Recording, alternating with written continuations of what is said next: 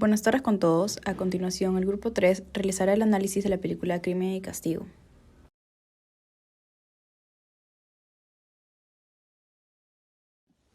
Empezaremos mencionando que la película se desarrolla en Rusia, en la época donde ésta vive la peor crisis del siglo.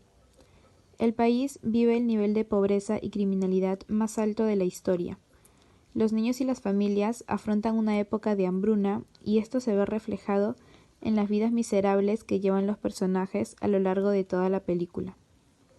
En este contexto, Rodion Raskolnikov publica un artículo en una revista estudiantil, donde expresa su teoría del superhombre. Rodion cuestiona a través de sus estados de confusión y sus sentimientos de superioridad el poder de cometer un asesinato sin que este acto genere algún sentimiento de culpabilidad, siempre y cuando se trate del asesinato de una persona que sea considerada dañina para la humanidad. En este caso, Raskolnikov observa en una anciana usurera de la ciudad una personalidad avara y codiciosa, lo que conlleva al protagonista a comparar a la mujer con una plaga social y a considerar que la muerte de la anciana sería un bien común. Ante esta teoría, el hombre decide solo asesinarla, mas no robarle ninguna de sus pertenencias. Aunque necesitara el dinero, considerando las condiciones miserables de la época, la acción que cometió Raskolnikov fue más por hacer lo que él consideraba un bien para la sociedad. Se puede decir que la teoría del hombre refleja su percepción de la composición de la sociedad. Raskolnikov la divide en dos tipos de personas. Primero, están aquellos superhombres superiores que tienen la capacidad de realizar crímenes sin ninguna culpa por el bien de la sociedad. Y segundo, están aquellas personas consideradas inferiores. Estos son sujetos que deben seguir las leyes penales establecidas en la sociedad. Ahora seguiremos mencionando que el personaje consideraba tener justificación de acción moral y tiene un gran deseo de ser uno de los líderes del mundo. Sin embargo, al realizar el crimen no solo asesinó a la anciana usurera, sino que también a su hermana Elizabeth Ivanova, pues llegó justo en la escena del crimen. Esto causó gran remordimiento y culpa en Raskolnikov, lo que le produjo una gran intranquilidad y un conjunto de pesadillas, las cuales trataba de calmar para evitar sentir algún tipo de arrepentimiento por las acciones que cometió. Después de los acontecimientos pasados, se observa en Raskolnikov una especie de juego en su conciencia, la cual bloqueó por el deseo de salir de la miseria y llegar a ser un superhombre. Sin embargo, no pudo retenerlo y se manifestó en diferentes crisis que lo delataban, donde se autojuzgaba a sí mismo por el crimen que había cometido. Esto refleja el fondo moral de una persona que se autorreprocha sus comportamientos. Ante ello, aunque Raskolnikov considere que es un ser superior que tiene la capacidad de impartir la justicia y eliminar a personas que él considera plagas para la sociedad, el hombre no es ajeno al resto de la sociedad, y es después de ser juzgado socialmente que éste se da cuenta que no es diferente al resto de las personas. A lo comentado anteriormente, también se pueden relacionar los rasgos de penitencia y el sufrimiento, aspectos influenciados por la religión católica que tiene su raíz en el Evangelio. Un claro ejemplo es la escena cuando Petrovich le pide a Raskolnikov que se declare culpable y le explica cómo el primer paso para alcanzar el perdón es entregarse a la justicia. El hombre le pide que él crea que Dios lo ayudará si se entrega a la justicia y se somete al castigo, para así volver a aceptarse a sí mismo, porque aceptarse a sí mismo es propio de un superhombre. Ser capaz de aceptarse es una cualidad de un ser superior. Como se puede observar, la normalidad del contexto de la película se ve interrumpida cuando Raskolnikov se confiesa y la sociedad lo categoriza y lo consideran dentro de la categoría de asesino o culpable. El asesino no es asesino hasta que la sociedad lo categoriza como tal, ya sea a través del sistema legal o el sistema social que imparte la sociedad. Además, se expresa la creencia que el sufrimiento por los pecados cometidos era mucho más valioso que cualquier esfuerzo y que la vida ofrece una segunda oportunidad hasta a los peores criminales. Porque según la Biblia, un hombre que se arrepiente de sus pecados es más santo que aquel que no ha pecado nunca. Otro aspecto a considerar dentro de la normalidad de la película es la injusticia social que se aprecia en el caso de Dunia, la hermana de Raskolnikov. La mujer, una persona humilde y dedicada a su familia, ante la falta de dinero y tener la necesidad de apoyar económicamente a su hermano y a su madre, accedió a casarse con Ivanovich, un hombre millonario que no amaba. Sin embargo, este matrimonio le brindaría beneficios económicos para su familia. Por otro lado, otro aspecto dentro de la normalidad que se desarrolla en la película es la condición de la mujer en la época. Un claro ejemplo es el personaje de Sonia Marmeladov. Sonia es una mujer que se gana el dinero a través de la prostitución y justifica su actuar ya que pagan muy bien. Esto ante la crisis que se encuentra el país y ante la necesidad de aliviar la miseria de su familia. La mujer es transgresora de la sociedad por los actos que comete, sin embargo, posee un sentido de moral alto en aspectos sociales específicos como lo es el asesinato. Raskolnikov le confía a la mujer su secreto y ella dice que si confiesa, Dios le podrá dar otra oportunidad. Y es ella quien lo acompaña en todo su tiempo en la cárcel y se redime por amor a Rodion.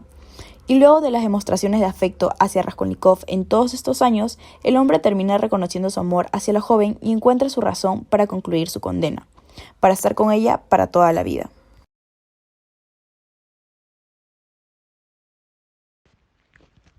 Los estatus son definidos como el lugar que ocupa una persona en las relaciones sociales. En cambio, el rol está definido como un conjunto de obligaciones y expectativas que una persona ocupa en una posición determinada que lo adquieren a lo largo de su vida.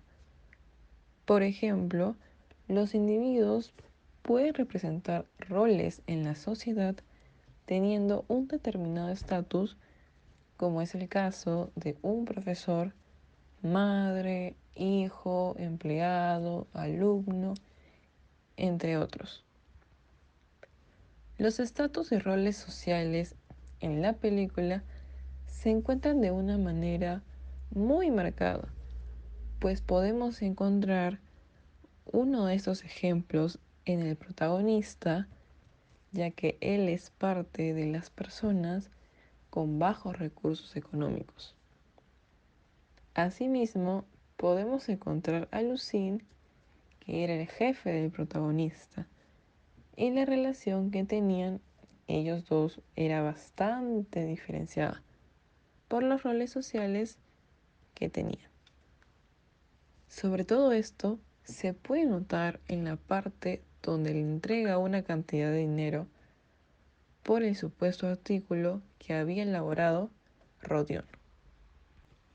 El personaje principal, Raskolnikov, presentaba una gran ausencia del dinero, por lo que realizaba distintas cosas que no estaban en sus planes, pero por su afán conoció justo a una mujer anciana, a la cual termina asesinándola, debido a que él se sentía superior y con todo el derecho para poder realizarlo, solamente con la idea de poder favorecer a la sociedad y que estas personas no lo culparan, sino que sintieran empatía por él y por lo que estaba haciendo. En este caso, la relación de la anciana con Rodion también era bastante jerarquizada, pues a pesar de que esta señora no era la propietaria de grandes cantidades de dinero, podemos ver cómo es que se aprovecha de la pobreza que presentaba Rodion, poniéndole un precio muy despreciable a los productos que ésta empeñaba. Otro ejemplo de estas relaciones jerarquizadas por el estatus de los personajes es la relación de Dunia con Lucien, pues Dunia, por apoyar económicamente a su familia, quería casarse con un hombre rico como Lucien, excusándose con la mentira de que lo amaba de verdad, causando que éste comience a darle dinero a su madre y a su hermano a cambio de su matrimonio, aunque siempre con el puesto de poder que sentía sobre las personas del estatus de ellos, tratándolos mal. Por esta razón, en cierto punto de la película, Lucy le dice a toda la familia el trato que tenía con la mamá de Dunia y que todo lo que tenía actualmente, vivían de dinero, era gracias a él. Una relación social diferenciada es el caso de Sonia, pues ella no cumplía con el rol estereotipado que se le da a una mujer. Esto debido a que Sonia se dedicaba a la prostitución para apoyar económicamente a su familia, ya que su padre no aportaba nada económicamente por sus problemas con el alcohol, llegando en algunos momentos a gastarse por completo el dinero que aportaba a la casa, causando, a pesar del esfuerzo que hacía, el repudio a la pareja de su padre.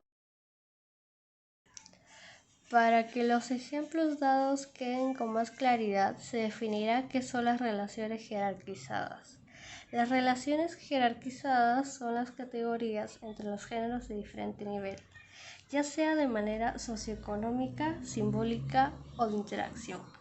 Todo esto puede conllevar a que las personas tengan prejuicios sobre otras y las desprecien sin antes conocerlas. Además, también como consecuencia, algunas personas creen que tienen más poder sobre otras automáticamente. Por otro lado, las relaciones diferenciadas dependen mucho también del estatus social y económico de las personas, por lo que el desarrollo de una relación podría verse afectada si una persona es de cierto nivel socioeconómico, dividiendo de esta forma los grupos sociales, evitando la interacción con otros grupos en algunos casos. Todas estas relaciones diferenciadas y jerarquizadas que se desarrollan a lo largo de la película no cambian en ningún momento. Esto puede dar a entender que el estatus social y a lo que se dedicaban los personajes era muy importante para que otras personas quisieran establecer algún tipo de relación con otras, llegando a menospreciar a ciertas personas solo por el nivel socioeconómico, sin tomar en cuenta la clase de personas que eran. Además, este nivel socioeconómico también determinaba cómo otras personas percibían a otras. Como esto no cambia a lo largo de la película, se generan conflictos, discusiones y peleas entre los personajes, mostrándonos cómo las personas hacen diferentes cosas con tal de poder sobrevivir y tratar de salir de la pobreza, dando a entender cómo era la sociedad rusa de ese entonces.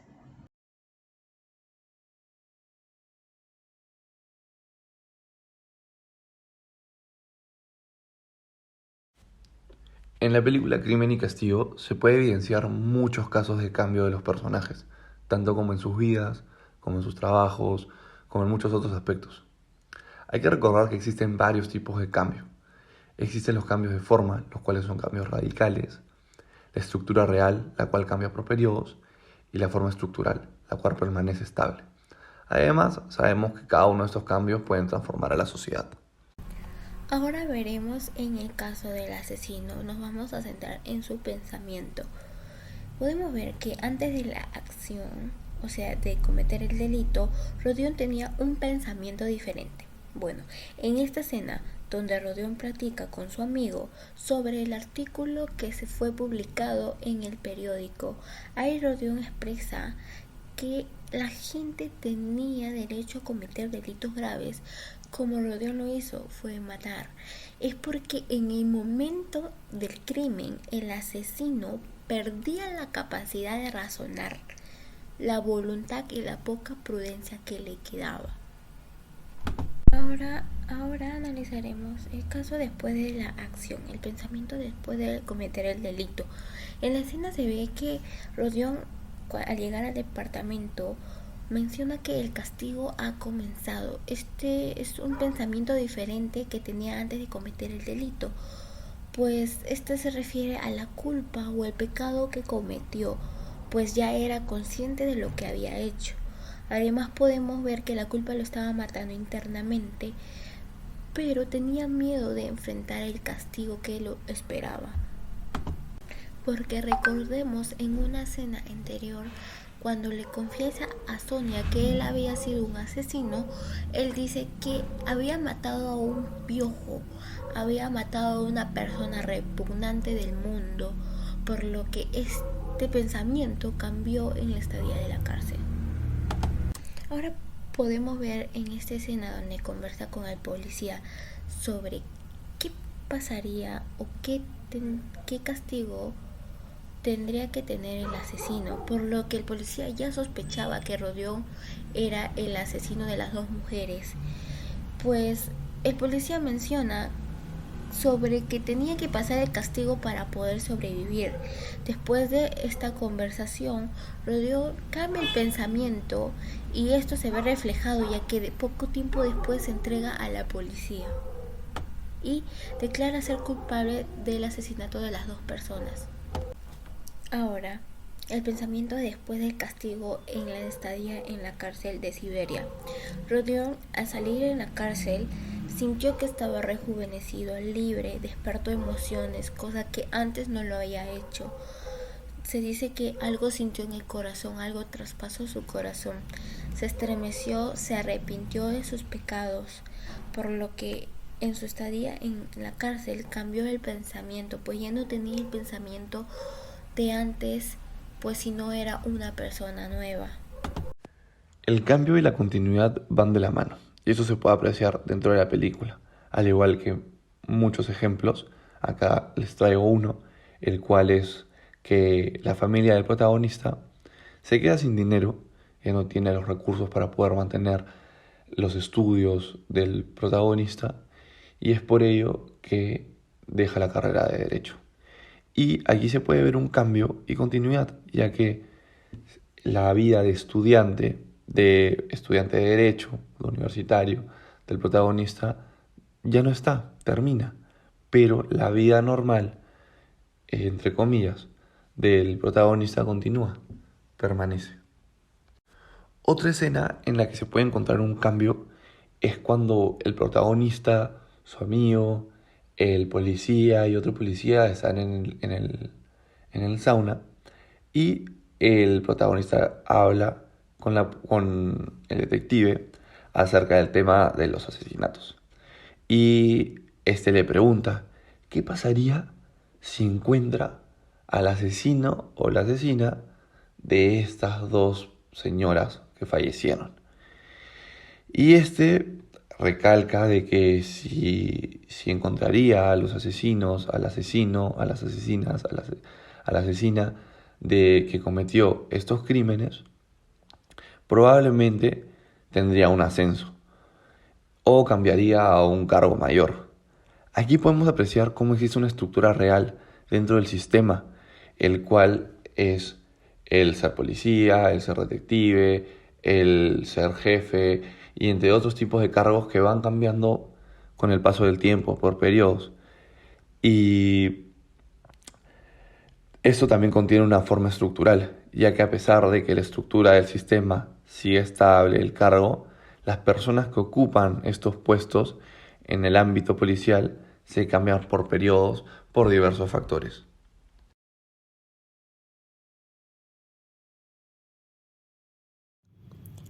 Primero, la marginalidad y las transgresiones son construidas a partir de grupos de poder. Todos estamos rodeados de límites. Estos no existen, pero están impuestos por distintas figuras de autoridad. La sociedad está pensando constantemente en cómo evitar las transgresiones.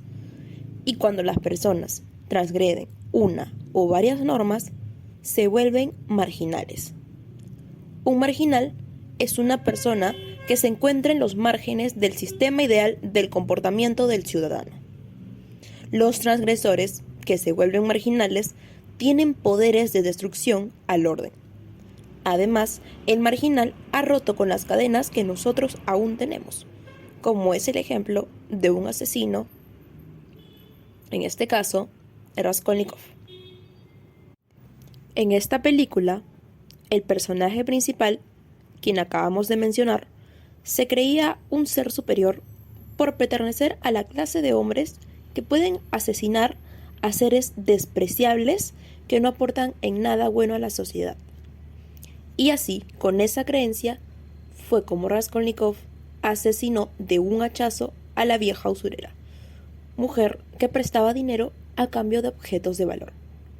Sin embargo, no le robó ninguna de sus pertenencias pese a las miserables condiciones en las que éste se encontraba.